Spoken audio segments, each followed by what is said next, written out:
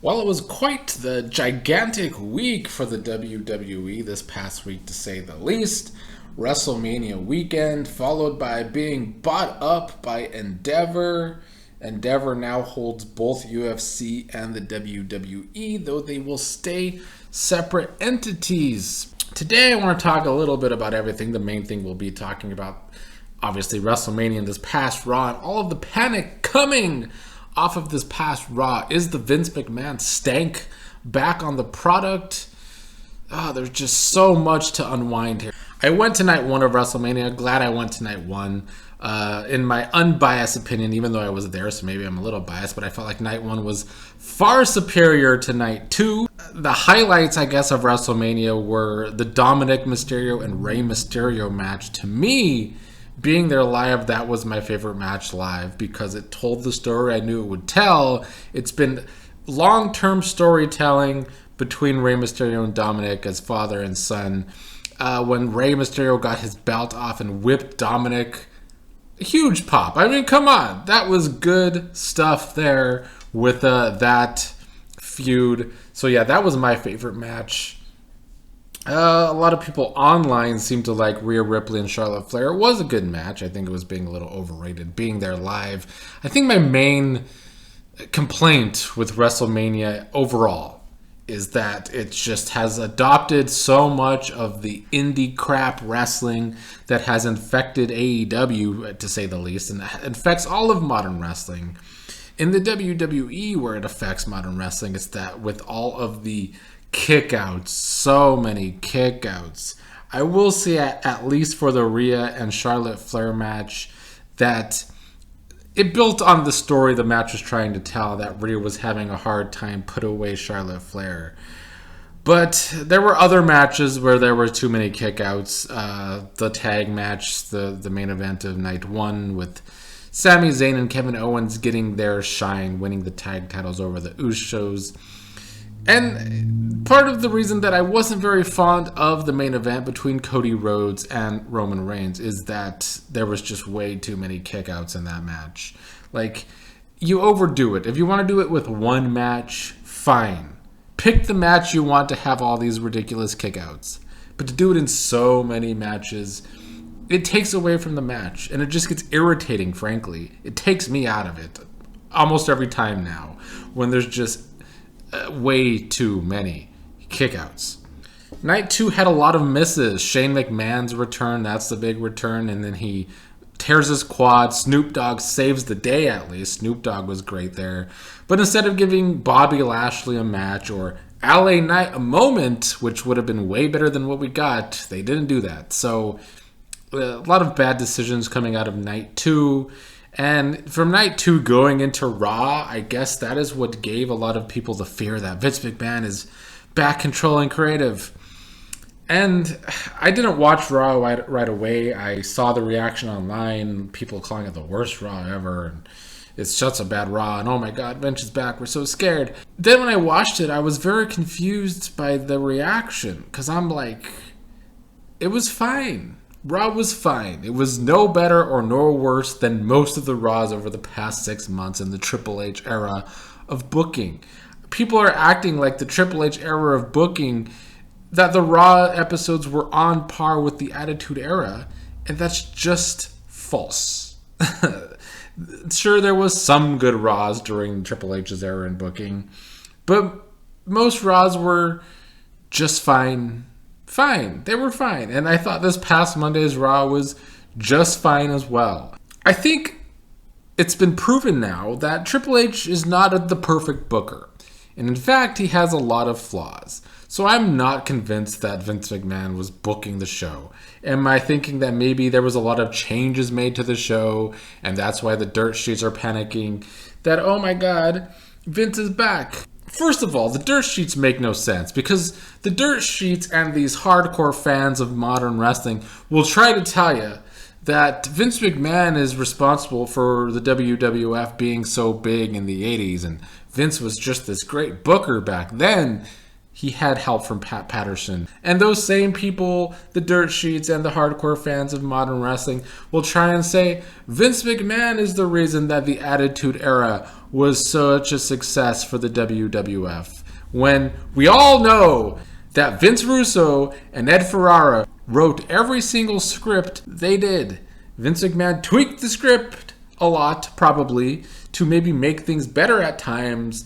But without Vince and Ferrara, I know Vince Russo is hated by so many, but without them, there were no great storylines like there were back then.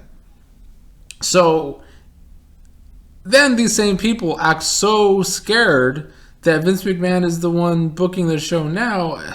There's just such a weird logic with the internet wrestling community that always confuses me. And this is one of those occasions where they will act like Vince is responsible for all of the good times in the 80s and 90s in the WWF.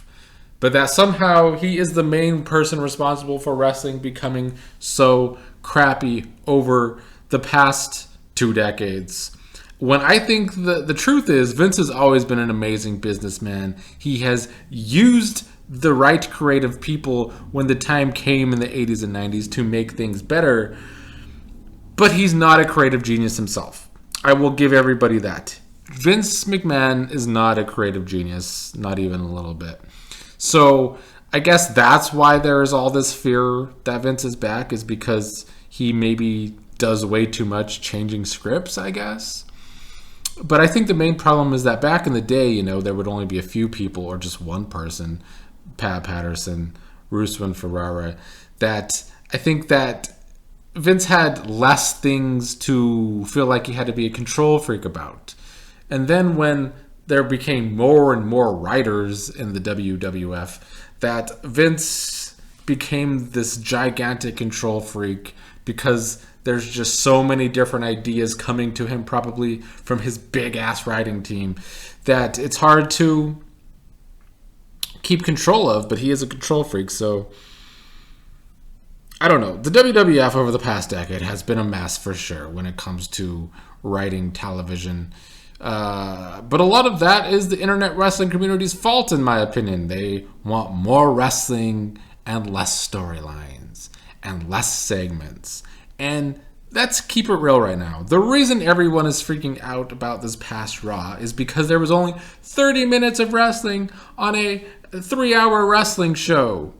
Oh, wow. I don't understand their problem with that, and I never really have. It's a TV show. It's always been a TV show. Even looking at all of these past wrestling territory days in 1982 on this very channel that I make these videos for the territory days in 1982 right now, you could go back and see that most of the storylines back then came out of promos and segments. They didn't come out of matches. Sure, you would have some tournaments.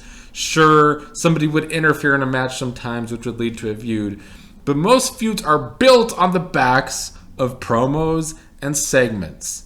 So if they wanted to come out of WrestleMania and maybe give people some time off from in-ring work and maybe try and tell more storylines when it comes to segments, I will say right now, the first hour of Raw this past week was better than any hour of Dynamite over the past 3 months. Not since the beginning of January has there been an hour of Dynamite that I was super enthralled by.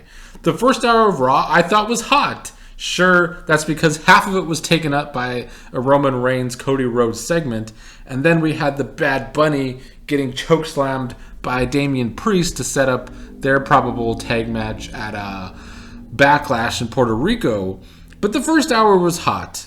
And you get the people complaining about there not being enough women's wrestling. I get that. And that's the main reason why I am certain that Triple H booked most of that Raw. Triple H had the say in most of that Raw. Because I've talked about on the channel for months now. Triple H is terrible at booking the women's division.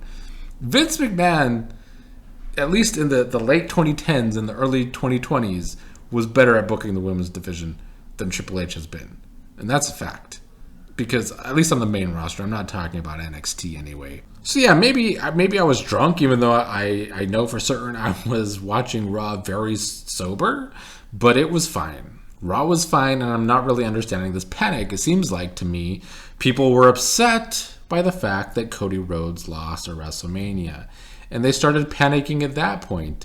And then when Raw came around, and it was, to me, as typical, as mediocre as Raw has been for the past 6 months. Not bad, but not good. That's the typical Raw for me under Triple H. So, yeah, I'm assuming that the internet wrestling community is upset that Cody Rhodes lost and that Roman Reigns is still champion and that Roman Reigns went through both Sami Zayn and Cody Rhodes. But to me, that was always the most logical decision, because it does continue the Bloodline story and it builds Cody Rhodes' story. I saw people panicking after WrestleMania that Cody Rhodes was going to be the next Lex Luger. Back in the Lex Express days when Lex Luger was getting hot, they didn't let him beat Yokozuna at the right time. But Lex Luger did not have the story that Cody Rhodes has, and that is that he is trying to tell the story that his father never could, winning the WWE Championship.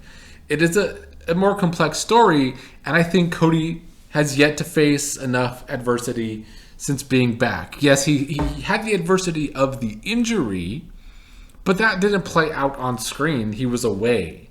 So we need to see it play out on screen now.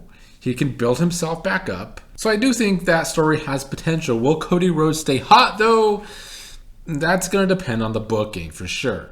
And I will say, the main thing about Raw that I didn't like and that I find confusing is Brock Lesnar's turn. And turning on Cody Rhodes with them having no interaction up to this point, that was dumb. Especially with it being so brutal, it just didn't make sense. And the one thing in Triple H's booking, at least for the main event people, is that it has been very logical.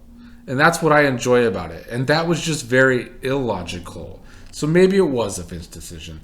Maybe there is some Vince McMahon stank coming out of WrestleMania. Maybe there's some panic out of Vince McMahon because he has to be a control freak with the new endeavor. But overall, I just don't understand the panic. I think it's Durstee's trying to make AEW look good again, trying to shine up AEW for Tony Khan, because AEW's been so bad for so many months now that it needs the shine. The Durstees do this every couple of months now. They were panicking, oh my god, Saudi Arabia is going to buy WWE, it's the end of the world.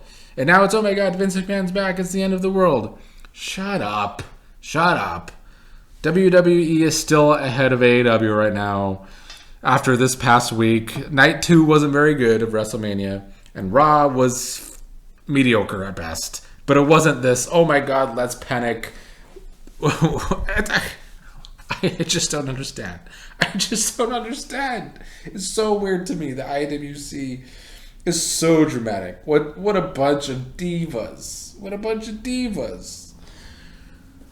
But we'll see what comes out of the next few episodes of SmackDown and Raw. Maybe the Vince McMahon stank will be back completely.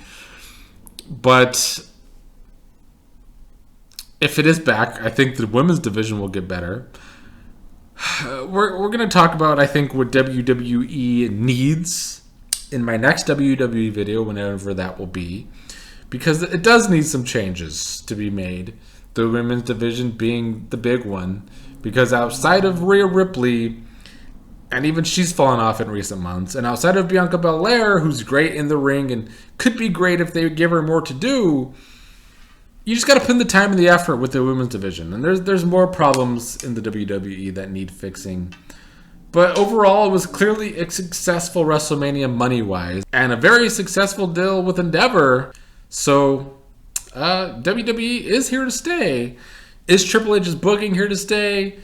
We'll find out. But I don't understand the panic. And yes, there were some things I was annoyed with WrestleMania. And that mostly was Bobby Lashley and LA Knight.